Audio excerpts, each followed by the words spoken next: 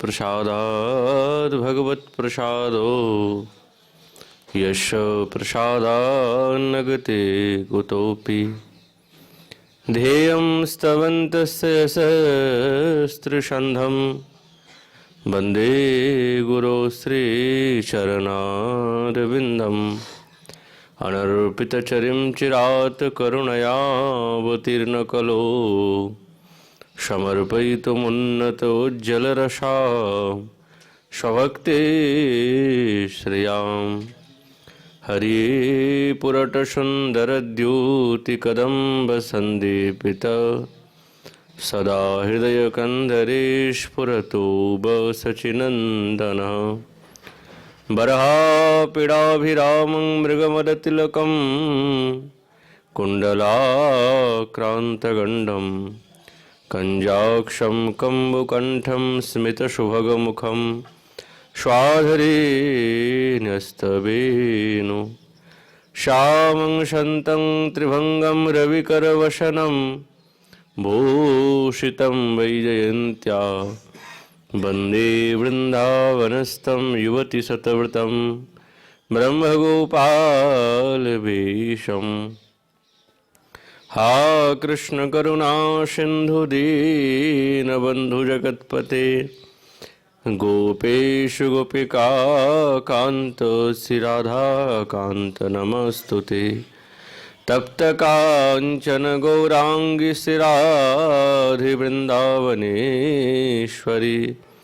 वृषभानुसुते देवी तं नमामि हरिप्रिये नारायणं नमस्कृतं नरं चैव नरोत्तमं देवीं सरस्वतीं व्यासं ततो जयमुदीरये तुलसी कननं यत्र यत्र पद्मवनानि च पुराणपठनं यत्र तत्र सन्निहितः हरिः जय रूप सनातन भट्ट रघुनाथ श्रीजीव गोपाल भट्टदास रघुनाथ এই ছয় গোসাইয়ের করি চরণ বন্দন যাহা হইতে বিঘ্ন নাশবিষ্ঠ পুরন বাঞ্ছা কল্পতরুভ্রশ্চ কৃপা সিন্ধুভৈব চ পতিতানাং পাবনেভ্यो वैष्णवेभ्यो नमो नमः दुर्गमे प्रतिमेन्धस्य स्खलदपादगतिर्मुहुः स्वकृपाजष्टिदानेन सन्तशन्तवलम्बनम्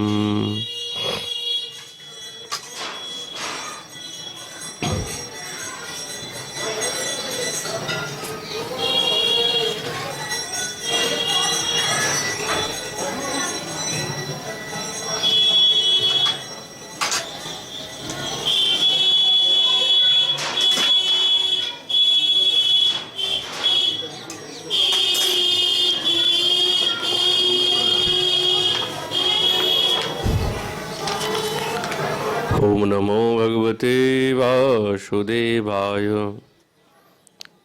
श्री श्री भक्तिरसामृत सिंधु अथ द्वितीय पूर्वभागे द्वितीय लहरी श्री साधन भक्ति प्रकाशनम श्री द्वारकादी निवास संवत्सरं वा जन्मासन्नमासं मासार्धमेव वा द्वारकावासिन सर्वे नरा नार्यश्चतुर्भुजाः। कलयुग पावन अवतार नदिया बिहारी लाल श्री कृष्ण चैतन्य महाप्रभु तार अपार कारुण्ये तार अंतरंग प्रिय पार्षद गौड़ी आचार्यवर्य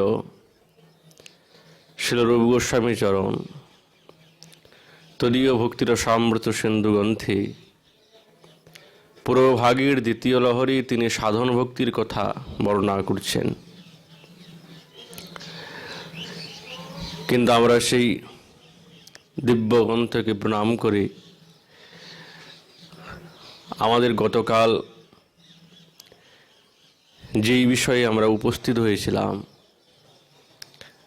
শ্রীনিবাস আচার্য প্রভুর বিরহ তিথি উপলক্ষে তার দিব্য জীবন চরিত্রের কথা। সেই সময় মহাপ্রভুর দিব্য আনন্দ হাটি বিরাজমান। মহাপ্রভুর অভিনব নিত্য নতুন লীলা,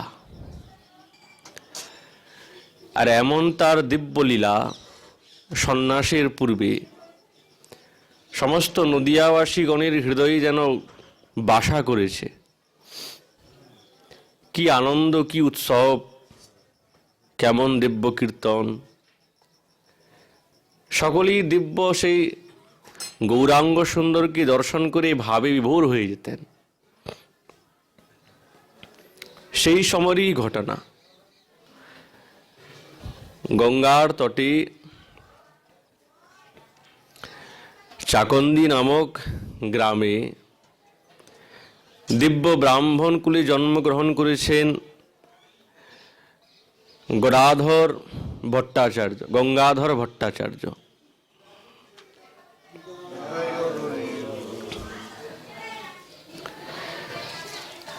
গঙ্গাধর ভট্টাচার্য এতই প্রেমিক ছিলেন, মহাপ্রভুকে দর্শন করার জন্য তার মনের মধ্যে এত উল্লাস, যখন তিনি টোলে পড়তেন তখনই মহাপ্রভুর সেই তার বাল্যকালীন লীলা এবং নদিয়াতে তার সমস্ত লীলার কথা শ্রবণ করতেন। সকলেই বর্ণনা করত সেই নিমাইয়ের চরিত্রে, এবং তিনি যে কেমন প্রকার দিগ্বিজয়ীকে পরাজিত করেছিলেন এই সংবাদ সকলেই পেয়েছে। কিন্তু টোলে যখন আনন্দ সহকারে যখন সকলে ব্যক্ত করছেন, গঙ্গাধর ভট্টাচার্য সেই দিব্য লীলা শ্রবণ করে ভাবে বিভোর হয়ে যেতেন। ধীরে ধীরে গৌরাঙ্গ সুন্দরের প্রতি তার সেই ভগবত্তার সুদৃঢ় গাঢ় প্রেম জাগ্রত হয়েছে। কিছুদিনের মধ্যেই তিনি নবদ্বীপের দিকে যাত্রা করেছেন। একটাই উদ্দেশ্য, সেই নদিয়ার নাগর নিমাইকে দর্শন করার জন্য। খুবই উৎকণ্ঠা, কেননা উৎকণ্ঠা না থাকলে তো আর সাক্ষাৎ সেই দিব্য প্রেমমূর্তির দর্শন ঘটে না।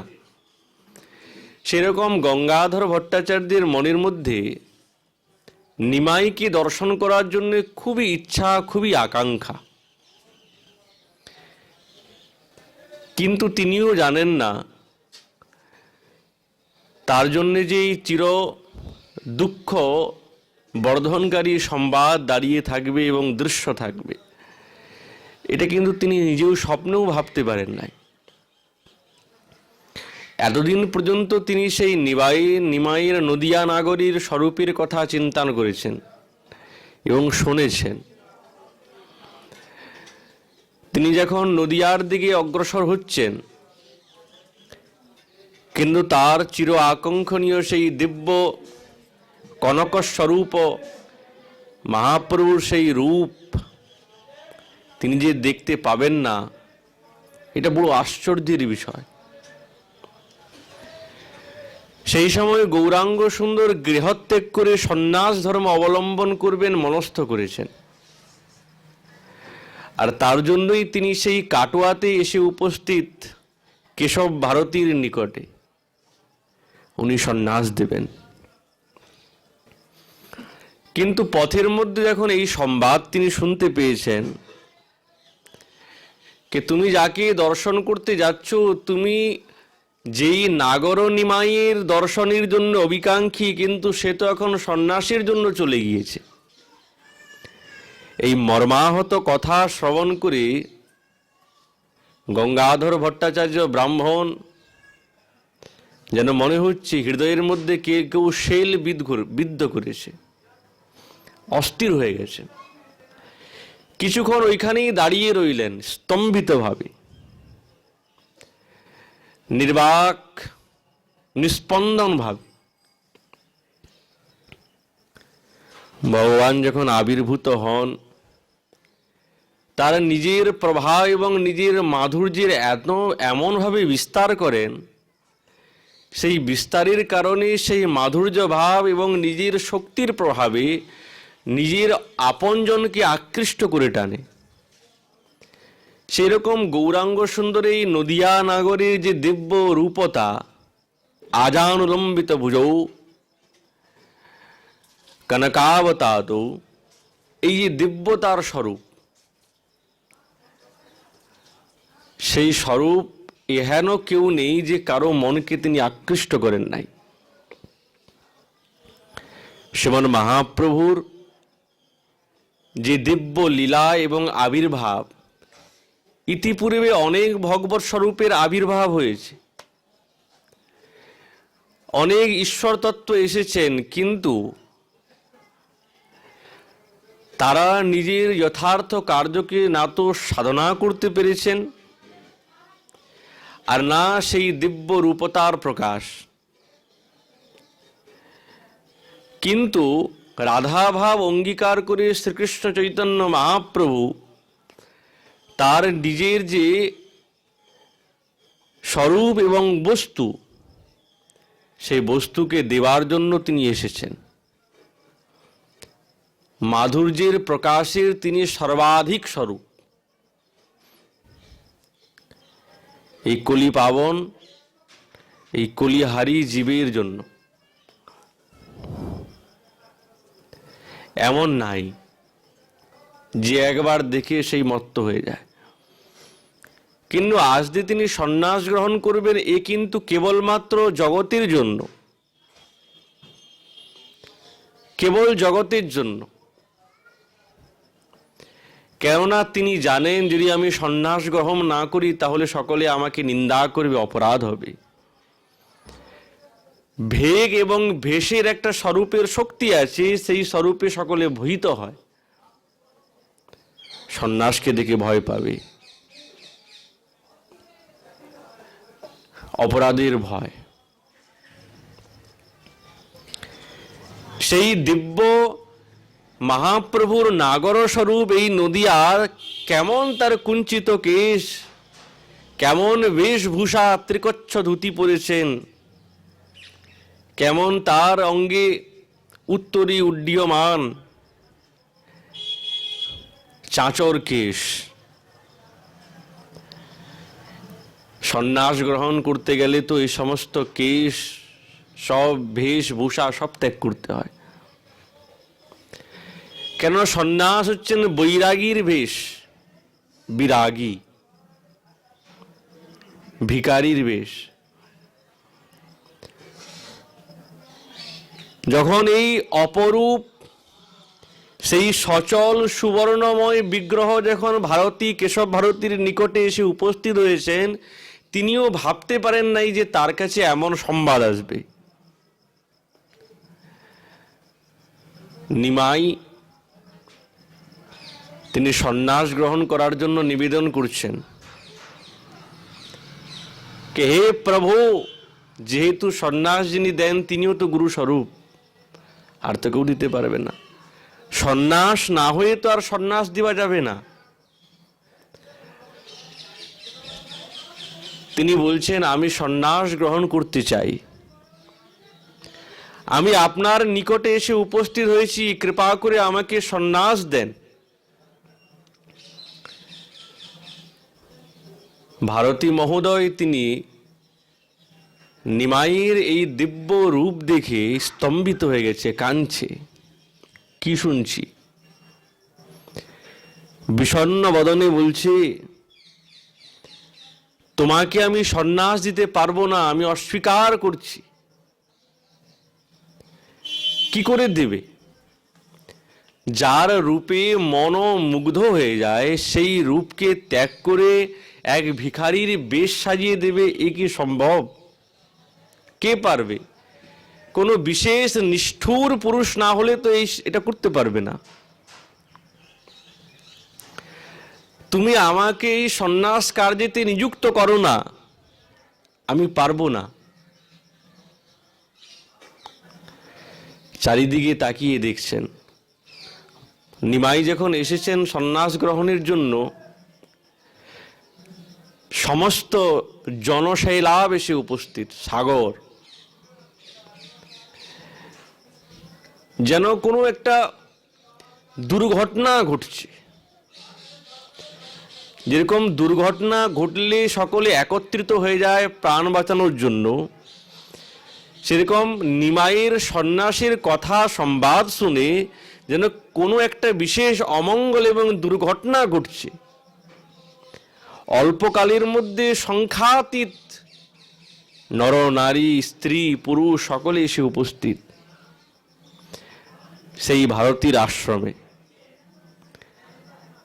কিন্তু ভারতী মহোদয় মনে মনে করছেন, বুঝি সাক্ষাৎ প্রভুরই ইচ্ছা, তার ইচ্ছা না হলে তো এটা সম্ভব নয়, বলি তারই ইচ্ছা।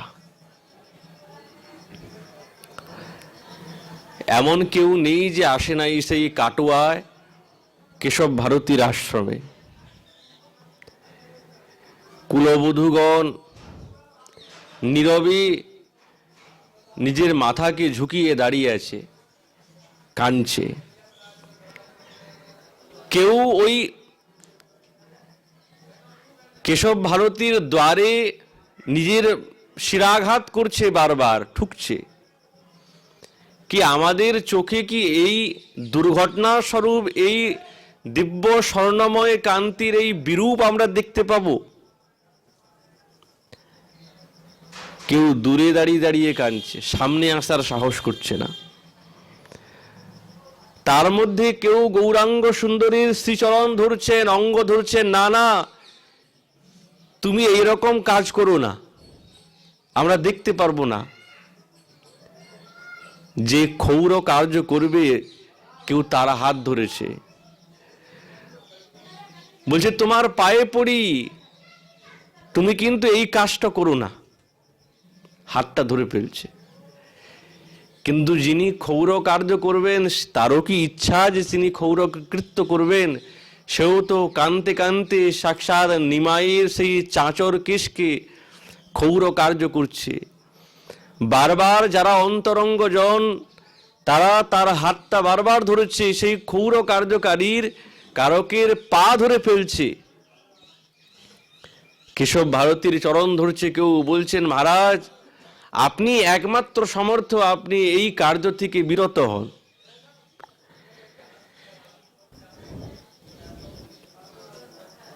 কিন্তু কে এই ভয়ানক এবং বিশদ সংবাদ থেকে তাদেরকে বিরত করবে? অন্তরের আবেগ, কেউ স্থির থাকতে পারছে না, কেউ ভূমিতে গড়াগড়ি দিচ্ছে, কাঁদছে, কেউ মূর্ছা। কেন? তারা এতদিন পর্যন্ত সেই নিমাইয়ের নাগর স্বরূপের দর্শন করেছে। আজানুলম্বিত বাহু, গৌরাঙ্গ সুন্দর, কেমন তার উদ্দণ্ড কীর্তন, হরিনাম প্রচার, মন্দ মন্দ বাতাসে তার সেই চাঁচর কেশ কেমন উড্ডীয়মান, এই দর্শন করে তো সমস্ত নদিয়া নাগরিকগণের নগরগণের সেই বধূগণের মন মুগ্ধ হয়েছিল। আর তারা যখন নিমাই চাঁদের এই দিব্য এই স্বরূপ দেখছেন, তারা অস্থির হয়ে গেছে। কেউ আর নিজের মতন নয়, সব মূর্ছা প্রায়। কিন্তু ব্রাহ্মণ গঙ্গাধর ভট্টাচার্য তিনি তো এই আবেগে দৌড়াতে দৌড়াতে আসছে, সেই নিমাইয়ের দর্শন করবে। সেই স্থানে যেন হাহাকার হয়ে গেছে। গৌরাঙ্গ সুন্দরীর শিরমুণ্ডন হলো, সারা অঙ্গে সমস্ত আভূষণ খুলে দিয়েছেন। কেশব ভারতী মুন্ডন করে করকমলে কমণ্ডলু দিয়েছেন, স্কন্ধে ভিক্ষার ঝোলা আর একটা দণ্ড দিয়েছেন। এখন আর নিমাই না, বৈরাগী, কাঁধে ঝোলা, ভিক্ষার ঝোলা, একটা হাতে লাঠি দণ্ড, 10 নামী সন্ন্যাসীর, কমণ্ডল নিয়েছেন।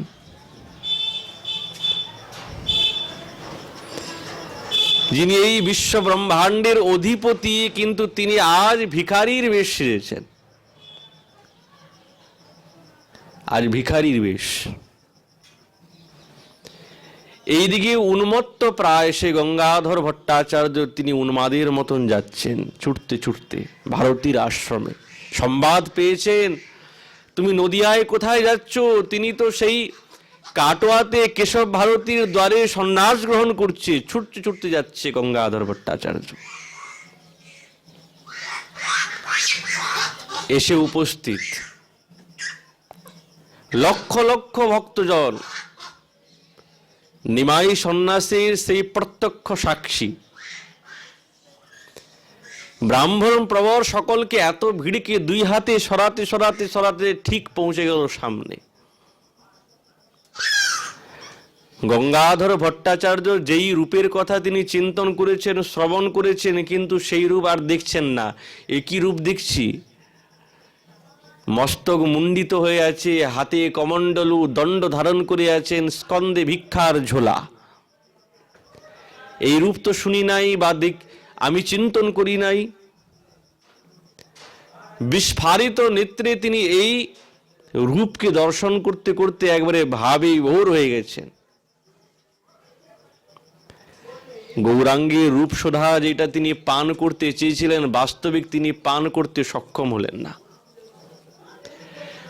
যেটা তার চির আকাঙ্ক্ষণীয়, সেটা বলি আজীবন তার বাদ রয়ে গেল। গঙ্গাধর ভট্টাচার্য মূর্ছায় ওইখানেই ভূমিতে একবারে পড়ে গেলেন গৈরিক বসন দেখে। এমন সময়ে কেশব ভারতী নামকরণ করেছেন এই নবীন সন্ন্যাসীর, শ্রীকৃষ্ণ চৈতন্য। কিন্তু মূর্ছা তো, যখন তার চেতন এসেছে তখন শ্রীকৃষ্ণ না শুনে কেবল তিনি শুনেছেন চৈতন্য। আর এই নাম শুনেই উন্মাদের মতন বারবার চৈতন্য চৈতন্য বলে। তার কানে কেবলমাত্র চৈতন্য শব্দ গিয়েছে। গঙ্গাধর ভট্টাচার্য সেই দুঃখে, সেই কষ্টে চৈতন্য নাম বলতে বলতে উন্মাদের মতন পাগল হয়ে গেছে।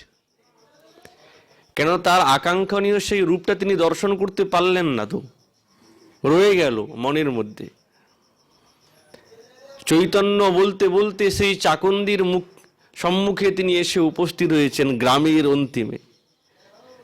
ওইখানেই কখনো পড়ে যান মূর্ছায়, বারবার চৈতন্য চৈতন্য বলে, বারবার চৈতন্য চৈতন্য।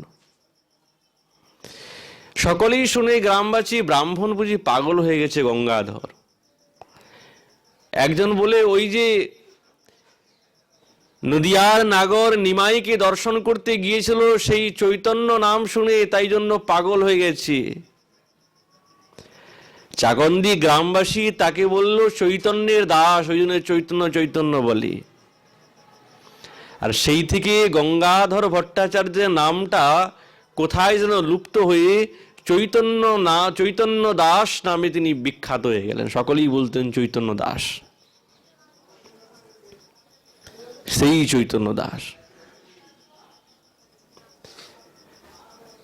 কাটোয়ার নিকটবর্তী জাজি গ্রামে বলরাম আচার্য বিদ্যমান থাকতেন, বিদগ্ধ পণ্ডিত। তার একমাত্র কন্যা, যার নাম লক্ষ্মী প্রিয়া। মনে মনে ভেবেছেন একটাই তো কন্যা, সৎপাত্র অন্বেষণ করে বিবাহ দিতে হবে। সকলের কাছে খোঁজ নিয়েছেন, বলছেন আমাদের গ্রামে শ্রেষ্ঠ ব্রাহ্মণ আছে, দেখতে উন্মাদের মতন কিন্তু বাস্তবিক শ্রেষ্ঠ। এই জাগতিক সম্পত্তি কিছুই নেই, কিন্তু অপ্রাকৃত সম্পত্তি তার কাছে অনেক আছে। সে কে? বলে চৈতন্য দাস, গঙ্গাধর ভট্টাচার্য। লক্ষ্মীপ্রিয়ার সঙ্গে এই চৈতন্য দাসের বিবাহ সম্পন্ন হলো। দুজনেই ব্রাহ্মণ দম্পতি এই চাকন্দিতেই বিদ্যমান থাকতেন। যেহেতু প্রাকৃত ধন সম্পত্তি কিছুই নেই, কিন্তু গ্রামবাসীরা খুবই আনন্দ থাকতেন এই দুই ব্রাহ্মণ দম্পতিকে দেখে। কেমন সদাচারী শুদ্ধাচারী, সবসময় ভগবানের নাম গান লীলা চিন্তনে মত্ত থাকে পরস্পর। যেই রকম মহারাজ, যেই রকম সাক্ষাৎ ব্রাহ্মণ সেই রকম ব্রাহ্মণী। এই বিবাহ কিন্তু সাক্ষাৎ মহাপ্রভুরই একটা ইঙ্গিত। যেহেতু মহাপ্রভুরই আদেশে নিত্যানন্দ প্রভু গারস্থ ধর্ম অবলম্বন করলেন, সেই রকম কোথাও না কোথাও মহাপ্রভুরই ইঙ্গিত যে এত বৈরাগী, যার বিষয়ের প্রতি কোনো আসক্তি নেই, সে হঠাৎ বিবাহ করবে, বলছে মহাপ্রভুরই কোনো ইঙ্গিত। কিন্তু বিবাহের পরেও লক্ষ্মীপ্রিয়া তিনি ব্রাহ্মণের সেই চৈতন্য দাসের খুব সেবা শুশ্রূষা করেন। সারাদিন ওই চৈতন্য চৈতন্য বলতে বলতে তার লীলা কথা চিন্তন করতে করতে দিন কাটিয়ে দেয়। কিন্তু সেরকম অর্ধাঙ্গিনী পতিগত প্রাণ, তার সেবা শুশ্রূষা সবকিছুই করে। কিন্তু এত সেবা করার পরেও কিন্তু তাকে ঠিক করে তুলতে পারলেন না।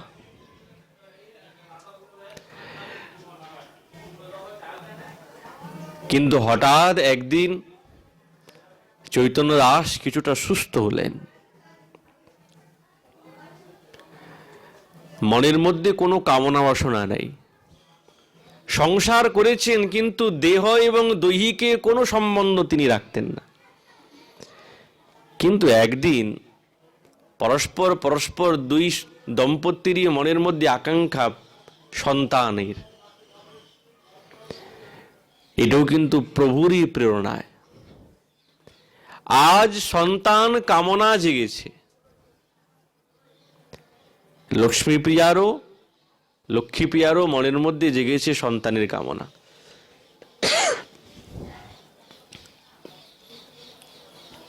দুজনে মনে মনে ভাবছেন মহাপ্রভুর সঙ্গে একবার সাক্ষাৎকার করব। পরামর্শ করলেন শ্রীধামে যেতে হবে, পুরীতে। মহাপ্রভু যখন দক্ষিণ ভ্রমণ করে নাম প্রেম বিতরণ কার্য প্রায় সম্পূর্ণ, তখন তিনি অন্তিমে শ্রীক্ষেত্রে এসে উপস্থিত হয়েছেন।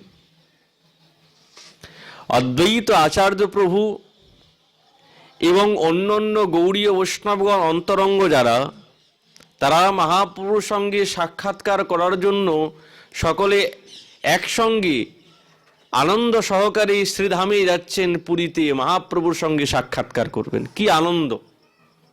অনেক দিন পর।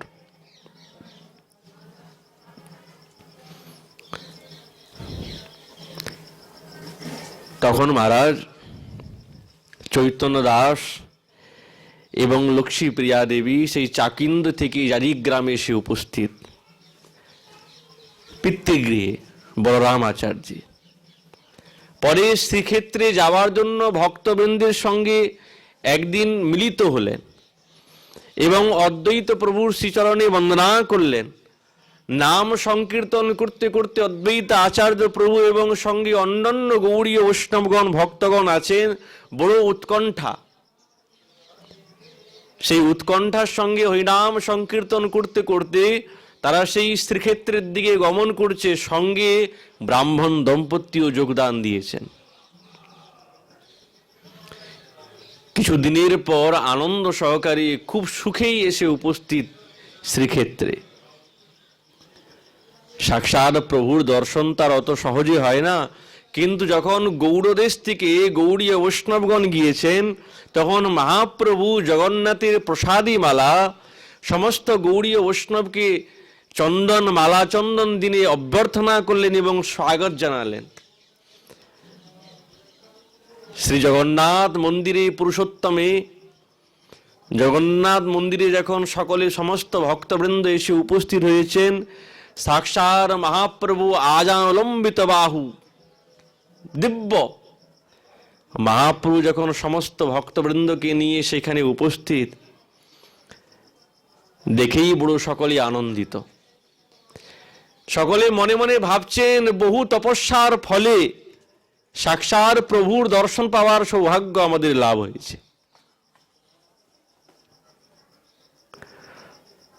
সকলেই প্রণাম করেছেন। ব্রাহ্মণ গঙ্গাধর ভট্টাচার্য, চৈতন্য দাস প্রভু বুঝতে পেরে গেছেন এই সেই ব্রাহ্মণ। মহাপ্রভুর শ্রীচরণ ধরে প্রণাম করেছেন। মহাপ্রভু ব্রাহ্মণকে দেখেই মহারাজ আলিঙ্গন করলেন। লক্ষ্মী প্রিয়া দেবী দূরে দাঁড়িয়ে আছেন, তো লক্ষ্মী দেবী তিনি তো সামনে আসার, কেউ তো আসতেন না সামনে, যেহেতু সন্ন্যাস গ্রহণ করেছেন প্রভু। দূর থেকে সাদর পূর্বক প্রণাম জানিয়েছেন প্রভুর চরণে। পাশেই ছিলেন বাণীনাথ। বাণীনাথকে বলছেন, শোনো এইদিকে আসো, এই ব্রাহ্মণ দম্পতির বিশ্রামের জন্য সুব্যবস্থা করবে, আমার বড় প্রিয়। এই ব্রাহ্মণ খুব সরল, খুব প্রেমী, এদের সমস্ত ব্যবস্থা তুমি করবে। গোবিন্দকে ডেকে বলছেন, শোনো, এই ব্রাহ্মণ দম্পতির ভোজনের ব্যবস্থা তুমি কিন্তু ঠিকভাবে করবে। এই ব্রাহ্মণ সরল, খুব নিরীহ, আমার বড় প্রিয়। সকলেই দেখছেন যে প্রভুর বড় এই ব্রাহ্মণ দম্পতির প্রতি কৃপা। কৃপার একটা কারণ আছে, কারণ আছে।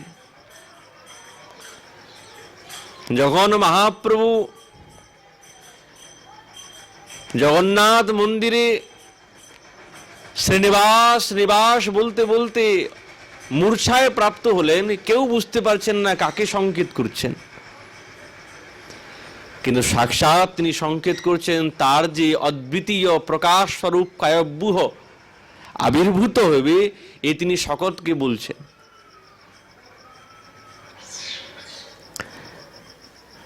গোবিন্দ জগন্নাথের প্রসাদী এবং মহাপ্রভুর অর্ধামৃত ব্রাহ্মণ দম্পতিকে প্রদান করেছেন। বাণীনা তাদের থাকার জন্য সুব্যবস্থা করেছেন। জগন্নাথকে জানাচ্ছেন, প্রভু, যে আকাঙ্ক্ষা, যে কামনা নিয়ে এসেছি সেটা কি পূর্ণ হবে? জগন্নাথ অন্তর্যামী স্বপ্নে ব্রাহ্মণ দম্পতিকে স্বপ্নে দিয়েছে, তোমরা যেই কামনা বাসনা নিয়ে এসেছো তোমাদের কামনা পূর্ণ হবে, তোমরা অতি শীঘ্রই সুনির্মল দিব্য তেজময় স্বর্ণকান্তি পুত্র লাভ করবে। সকালবেলা প্রাতে চৈতন্য দাস বলছেন, শুনছো, আমি রাত্রেবেলা সাক্ষাৎ প্রভু স্বপ্ন দিয়েছে আমাদের নাকি পুত্র হবে। ব্রাহ্মণী বলছে, আমিও তো স্বপ্ন পেয়েছি, প্রভু আমাকেও স্বপ্ন দিয়েছে। তাও তো বাস্তবিক, স্বপ্ন তো মিথ্যা না। কিন্তু প্রভুর চরণে তো নিবেদন করতে পারলাম না, কি করে নিবেদন করব? আমাদের এই সাংসারিক বাসনা কি তার চরণে নিবেদন করা উচিত? এ তো উচিত না। সময় এসেছে সমস্ত গৌড়ীয় বৈষ্ণবগণ ভক্তগণ পুনরায় গৌড়মণ্ডলে ফিরে আসবেন। এমন সময়ে গোবিন্দ এসে উপস্থিত, প্রসাদ নিয়ে এসে বলছে, হে ব্রাহ্মণ দম্পতি, তোমরা চিন্তা করবে না, তোমাদের ইচ্ছা অবশ্যই পূর্ণ হবে, তোমরা অতি শীঘ্রই সেই দিব্য অমূল্য পুত্ররত্ন লাভ করবে। এই কথা শুনে কি আনন্দ, মহাপ্রভুর কৃপা পেয়েছেন, বুঝতে পেরে গেছেন। বিশুদ্ধ প্রেম হৃদয়ে ধারণ করে সেই সন্তান আবির্ভূত হবে, তোমরা চিন্তা করবে না, যাও, ফিরে যাও। চৈতন্য দাস এবং লক্ষ্মীপ্রিয়া বড় আনন্দের সঙ্গে প্রভুর চরণে বন্দনা করে পুনরায় এসে উপস্থিত হয়েছেন। সবার প্রথমে সেই গৌড় দেশে এসে জাজিগ্রামে এসে উপস্থিত। আচার্যের বাড়িতে, বলরাম আচার্যের বাড়িতে। জাজিগ্রাম থেকে এসে উপস্থিত চাকন্দিতে সমস্ত গ্রামবাসীগণ এতদিন যখন তাদেরকে দেখতে পান নাই তো বড় দুঃখিত হয়েছেন। কিন্তু হঠাৎ যখন সেই ব্রাহ্মণ দম্পতি এসে উপস্থিত, গ্রামবাসীরা বড় আনন্দ, বাহ, তোমরা এতদিন ছিলে না, আমাদের মনে বড় দুঃখ। কেন সদাচারী শুদ্ধ বৈষ্ণবী যদি গ্রামে বাস করে তো গ্রামেরও মঙ্গল হয় এবং গ্রামবাসীরাও খুব আনন্দে জীবন কাটায়। তারা সর্বদা নাম সংকীর্তন করতেন।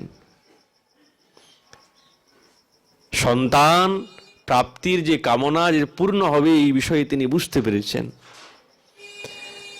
চৈতন্য দাস তিনি গঙ্গার তটে 7 দিন যাবৎ সেই পুত্র কামনার জন্য তিনি কি করলেন, সেই গঙ্গাতে পুরস্মরণ করলেন। কিন্তু এই পুরস্মরণটা কোনো কামনা বাসনাত্মক নয়। যেহেতু গোবিন্দ বলেছেন সাক্ষাৎ সেই প্রেম মাধুর্য নিজের হৃদয়ে ধারণ করে প্রকাশ হবে পুত্র, সেই পুত্রের কামনাতে। কিছুদিনের মধ্যে লক্ষ্মীপ্রিয়া দেবী অন্তর্বর্তী হলেন, গর্ভবতী হয়েছেন। ধীরে ধীরে ধীরে ধীরে 10 মাস অতিক্রম হলো। 10 মাস শুভ বৈশাখী পূর্ণিমা রোহিণী নক্ষত্রে সেই লক্ষ্মীপ্রিয়া দেবীর গর্ভকে নিমিত্ত করে সাক্ষাৎ চম্পক বর্ণের, একবারে স্বর্ণবর্ণের দিব্য টানা টানা নেত্রদ্বন্দ্ব, চরণগুলি একবারে লাল টুকটুক করছে, পরম রূপবান সুন্দর পুত্র সন্তান তিনি প্রসব করলেন। সেই পুত্রকে সন্তানকে দেখাবার জন্য এমন হেন কেউ নেই যে গ্রামে কেউ বাড়িতে আছে, সকলে এসে উপস্থিত। সন্তান জন্মগ্রহণ করলে দান করতে হয়, কিন্তু ব্রাহ্মণের কাছে তো কিছুই নেই, সে কি দান করবে, সে তো দরিদ্র। কিন্তু যেখানে সাক্ষাৎ এমন পুত্র উৎপন্ন হয়েছে সেখানে কি কোনো ধনসম্পত্তির অভাব? সাক্ষাৎ যেন মনে হচ্ছে লক্ষ্মী দেবী প্রকটিত হয়ে যেন তারাই এই চৈতন্য দাসের উদ্দেশ্যে সকলকে দান দিচ্ছে। সমস্ত গ্রামের নারীগণ উলুধ্বনি করছে, জয় জয় শঙ্খ শব্দ করছে। সমস্ত ব্রাহ্মণগণ এসে বেদ পাঠ করছেন, দিব্য গান। সর্বাঙ্গ সুন্দর সেই বালক, সর্বসুলক্ষণ। ব্রাহ্মণগণ বলছেন, চৈতন্য দাস, তোমার বালকের ভাগ্য রেখাতে যা দেখতে পাচ্ছি এ তো সাধারণ বালক নয়, এ তো অপ্রাকৃত বালক, দিব্য গুণের খনি।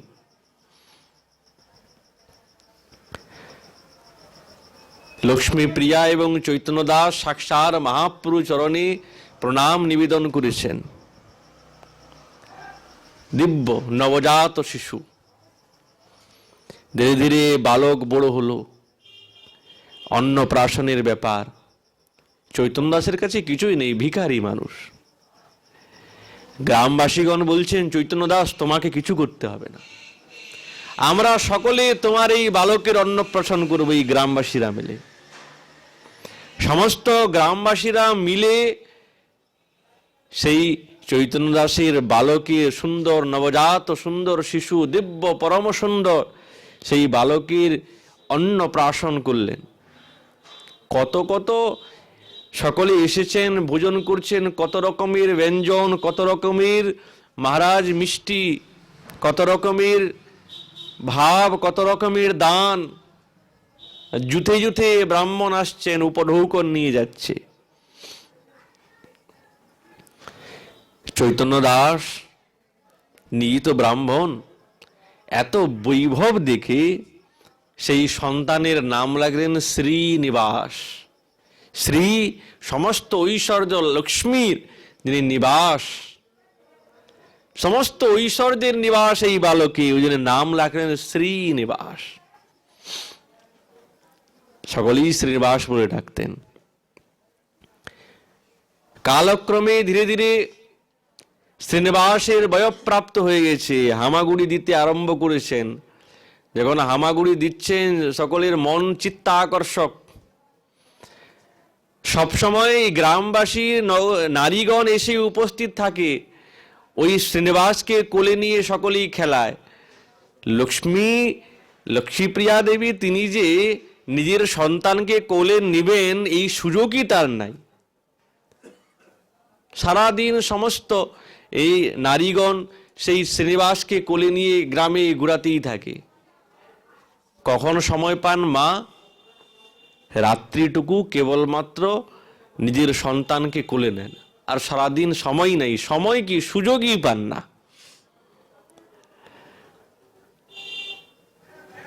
শ্রীনিবাস বাক্যস্ফূর্তি প্রাপ্ত হয়েছে, এখন মা মা বলতে আরম্ভ করেছেন। যখনই তিনি কাঁদতেন তখন বলতেন, সমস্ত গ্রামবাসীগণ অনেক কিছু বলতেন, তবু কাঁদতেন। মা একদিন বলো দেখি গৌর বিশ্বম্ভর। শ্রীনিবাস কেবলমাত্র বাক্যস্ফূর্তি প্রাপ্ত হয়েছে, সেই বলছে গৌরাঙ্গ বিশ্বম্ভর। বলো দেখি বাপ, লক্ষ্মীর প্রাণধন। শ্রীনিবাস তাই বলছেন। তখনই শান্ত হয়ে যায়। গৌর কথা বললেই বালক শান্ত হয়ে যায়। ধীরে ধীরে শ্রীনিবাস হাঁটতে আরম্ভ করেছেন। শ্রীনিবাসের পঞ্চম বর্ষ এসে উপস্থিত। চৈতন্য দাস তার গ্রামের নিকটেই থাকতেন মহারাজ। মহামহোপাধ্যায় ধনঞ্জয় বাচস্পতি তার কাছ থেকে শিক্ষা দেওয়ার জন্য তার টোলে নিযুক্ত করেছেন। কিন্তু ধনঞ্জয় বাচস্পতি এমনভাবে শিক্ষা প্রদান করছেন, অল্পকালেতেই সমস্ত বিষয়ে পারঙ্গত। অল্পকালেই যা বলেন একবার বলা মাত্রই সব শিখে যায়। চৈতন্য দাসকে বলছে, তোমার এই বালক কিন্তু সাধারণ নয়, বড় সুতীক্ষ্ণ বুদ্ধি। শ্রীনিবাসের চূড়াকরণ হলো, যজ্ঞোপবীত যেহেতু ব্রাহ্মণ, যজ্ঞ উপনয়ন কার্য হলো। একদিন সাক্ষাৎ সরস্বতী দেবী প্রকটিত হয়ে শ্রীনিবাসকে বলছে যে তোমার হৃদয়ের মধ্যে সমস্ত বিদ্যাতে তুমি পারঙ্গত হবে, আমার আশীর্বাদ, আমার আশীর্বাদ। আর হবেই না কেন? শ্রীনিবাস যখন ওইখানে থাকতেন সকলেই শুনেছেন। যারা মহাপ্রভুর প্রিয়জন না, তারা যখন সংবাদ পেয়েছেন শ্রীনিবাস আবির্ভূত হয়েছে, জন্মগ্রহণ করেছে, তারা এসে ওইখানে গৌর কথা বর্ণনা করতেন। আর শ্রীনিবাস ছোট্ট বালক, কিন্তু বসে বসে গৌর কথা, গৌর মহিমা শুনে একবারে ভাবেই ভোর। ওই বাল্যকাল থেকে গৌরাঙ্গ সুন্দরকে দর্শন করার জন্য উৎকণ্ঠা এত বেড়ে গেছে, অস্থির। সেই সময় অগ্রদ্বীপে গোপীনাথের সেবক সাক্ষাৎ গোবিন্দ ঘোষ, উনি এবং উনার সঙ্গে কয়েকজন প্রমুখ পরিকরগড় এই চাকন্দি গ্রামে এসে উপস্থিত। উদ্দেশ্য কি? বলছে শ্রীনিবাসকে দর্শন করবেন। সে তো বালক, বলছে বালক হবে কি, তার স্বরূপটা আমরা জানি।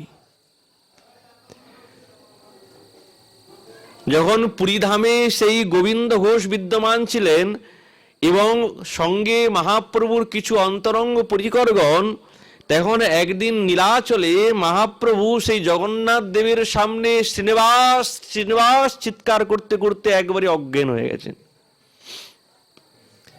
সকলে জিজ্ঞাসা করছেন, প্রভু কাকে ডাকছেন আপনি? শ্রীনিবাস কে? বলছে আমারই দ্বিতীয় প্রকাশ, আমার সেই বিশুদ্ধ প্রেমকে প্রকাশ করবে সেই চাকুন্দি গ্রামে। সেই প্রেমের বন্যায় সে নিমজ্জিত হবে, এই জগৎকে ডুবিয়ে দেবে। সেই থেকে সেই গোবিন্দ ঘোষ এবং মহাপ্রভুর কিছু অন্তরঙ্গ প্রিয় পরিকরগণ তাদের মনের মধ্যে এই সংবাদ কবে শ্রীনিবাস চাকন্দি গ্রামে জন্মগ্রহণ করবে, ওই জন্যে তাকে দর্শন করার জন্য এসে উপস্থিত। এবং স্থানীয় ভক্তগণ সকলে মিলে গৌর কথা বর্ণনা করতেন। আর বাস্তবিক শ্রীনিবাসের অঙ্গে মহাপ্রভু যে সমস্ত লক্ষণ তার অঙ্গে দৃশ্যমান, সমস্ত অঙ্গ। গৌর প্রেমে পাগল শ্রীনিবাস। তারা যখন দেখেছেন না, গোবিন্দ ঘোষ যখন শ্রীনিবাসকে দেখছেন বাহ, যেরকম আমি আমার প্রভুকে দর্শন করেছি ঠিক সেই রকম গৌর পাগলে প্রাণ ভরে গৌর কথা শ্রবণ করিয়ে তার হৃদয়ের আগুনটা, প্রেমের আগুনটা আরো বেশি বাড়িয়ে দিয়েছে। মহাপ্রভুর কথা শ্রবণ করতে করতে উন্মাদ।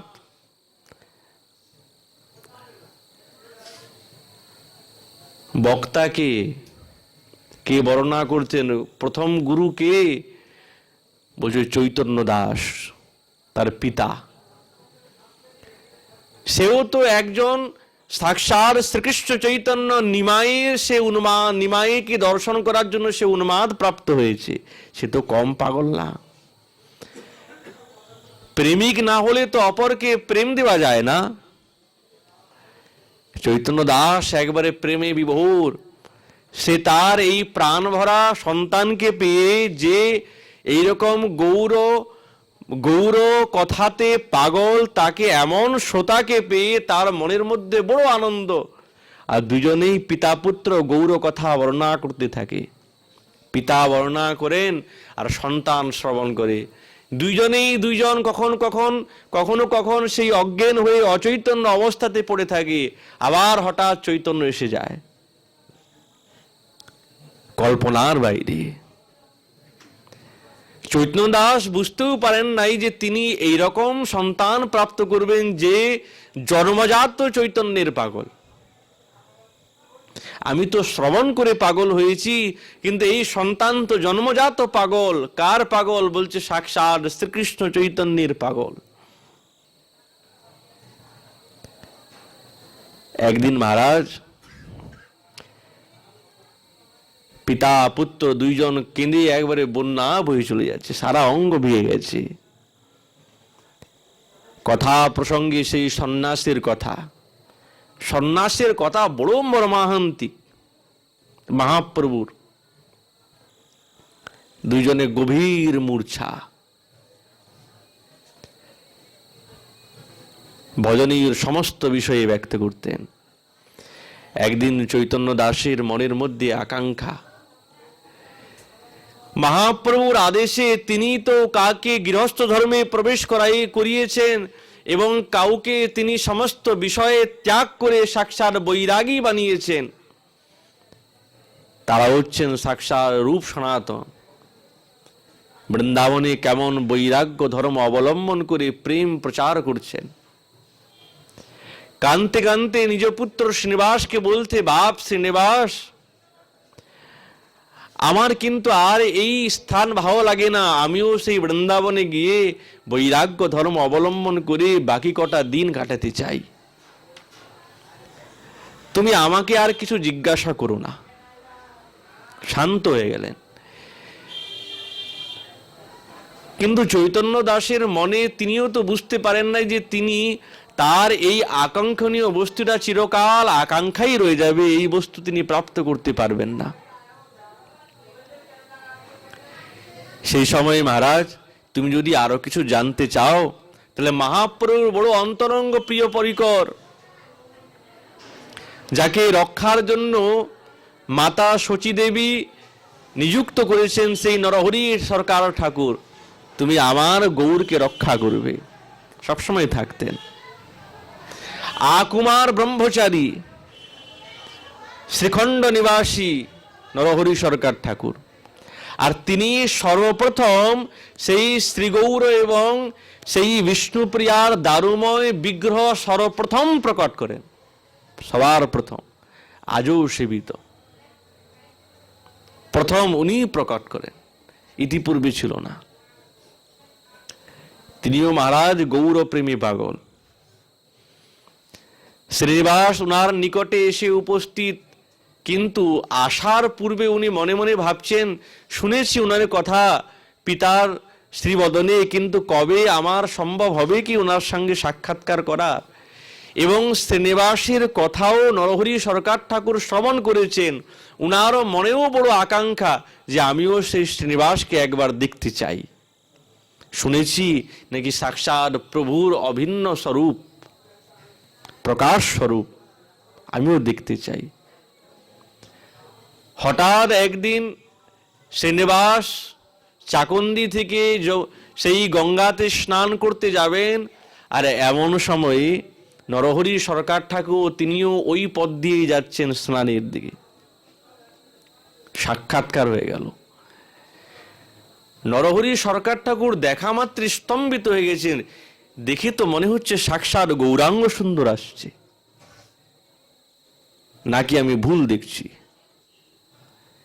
যখন সামনে এসে উপস্থিত, সরকার ঠাকুরের কথা পিতার মুখে শ্রবণ করেছেন, দেখে সাষ্টাঙ্গে প্রণাম করেছেন। নানা প্রণাম নয়, আলিঙ্গন করলেন। নরহরি সরকার ঠাকুর যখন আলিঙ্গন করলেন না, গৌরাঙ্গ সুন্দরকে আলিঙ্গন করে যে তিনি আনন্দ এবং যেই প্রেমের স্ফূর্তি পেতেন, শ্রীনিবাসকে আনন্দ করে ঠিক তদরূপ, কোনো পার্থক্য নেই। আলিঙ্গন করে মনে মনে বলছেন, হ্যাঁ এই তো গৌর, কি আনন্দ, কি কৃপা।